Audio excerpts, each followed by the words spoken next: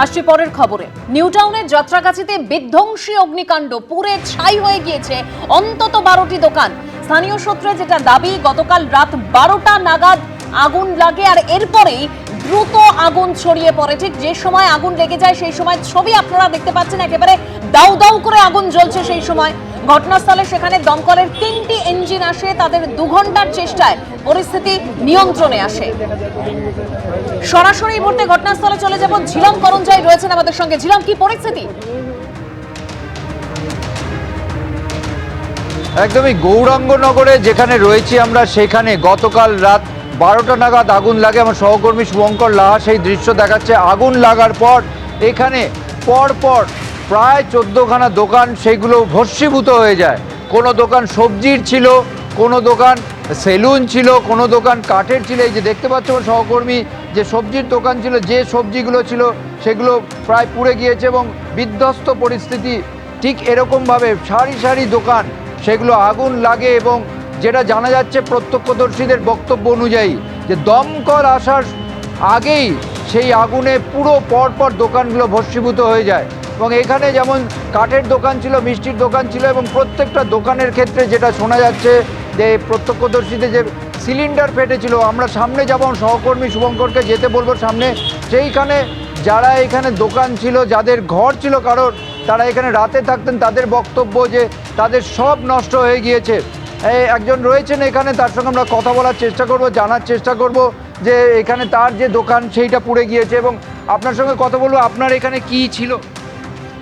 আমার এখানে মানে সংসার যা কিছু থাকে, একটা বাড়ির জিনিস সবই ছিল। কখন জানতে পারেন আগুন লেগে? আমি 1টার দিকে জানতে পেরেছি। কারা কারা থাকতেন এখানে আপনার? আমরা আমাদের ফ্যামিলি, আমার স্বামী, আমি থাকতাম। কখন এখানে যখন আগুন লাগে তখন ছিলেন কি? না, তখন আমরা ছিলাম না। আমরা তো অর্থাৎ তিনি বেঁচে গিয়েছেন। আরও একজন রয়েছেন, তার সেলুন ছিল এখানে। সেলুনে তিনি, যেটা জানতে পারছিলাম, যে প্রচুর ডেকোরেশন করেছিলেন। আপনারা কি হয়েছিল ঘটনাটা আমরা হঠাৎ করে রাত্রে জানতে পারি যে এরকম আগুন লেগে গেছে। আমরা এসেই দেখি সব পুরো 12-13খানা দোকান পুরো ভস্মীভূত হয়ে গেছে। প্রত্যেকের ভীষণ ভীষণ ক্ষতি হয়েছে। এটাই এই অর্থাৎ দেখতে পাচ্ছ, যাদের দোকান পুড়ে ছাই হয়ে গেছে প্রত্যেকের মাথায় হাত, এবং এখানে তারা সেই ক্ষয়ক্ষতি কি হয়েছে, কি করে আবার জীবনে ফিরবে সেই ভাবনায় তারা চিন্তিত। এবং এলাকায় এখন আমরা দেখতে পাচ্ছি আগুন আর লাগেনি, কিন্তু সেই ক্ষয়ক্ষতির যে ধ্বংসাবশেষ রয়ে গিয়েছে। ধন্যবাদ ঝিলম। চূড়ান্ত ভোটার তালিকায় কত নাম থাকবে আর কত নাম বাদ যাবে তা আগামীকালই জানা যাবে, কিন্তু তা নিয়ে রাজনৈতিক তরজা একেবারে চরমে উঠেছে।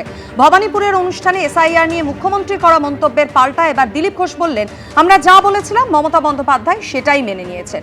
কি বলেছেন দিলীপ ঘোষ, শোনাবো। মুখ্যমন্ত্রী জৈন মন্দিরের উদ্বোধনে গিয়ে সেদিনকে বলেছিলেন যে উনি আশঙ্কা করছেন 1,20,00,000 নাম বাদ যেতে চলেছে। আপনার ক্যালকুলেশনে মোট সংখ্যাটা কত? তার মানে আমরা যেটা বলেছিলাম উনি তো ওটা মেনে নিয়েছেন। বিজেপি এটাই বলছে, আমরা বলছি 1 থেকে 1.5 কোটি ভুয়ো নাম আছে। এই নামগুলোকে বাঁচাবার জন্য এত নাটক মমতা ব্যানার্জি লোকেরা করেছেন। 1.5 কোটি লোককে নোটিশ দিয়েছেন ওনার কর্মচারীরা, এবং যাতে ব্যাপারটা পুরো গুলিয়ে যায়, যাতে ইলেকশন কমিশন রেগে মেগে বলে দেয় যাক আর ভেরিফিকেশন সবাই নাম ঢুকিয়ে দাও, সেই আশায় ছিলেন। তো সেটা হচ্ছে না। ওনারা গেলেন কোর্টও বুঝে গেছে এনাদের চালাকিটা, তারাও ছাড়ছে না। এই যে শুদ্ধিকরণ চলছে ভোটার লিস্টের, সবাই দিকে তাকিয়ে আছে। আমরা চাইছি এটা ঠিকঠাক হোক। পশ্চিমবাংলা একটা বড় থ্রেট হয়ে গেছে।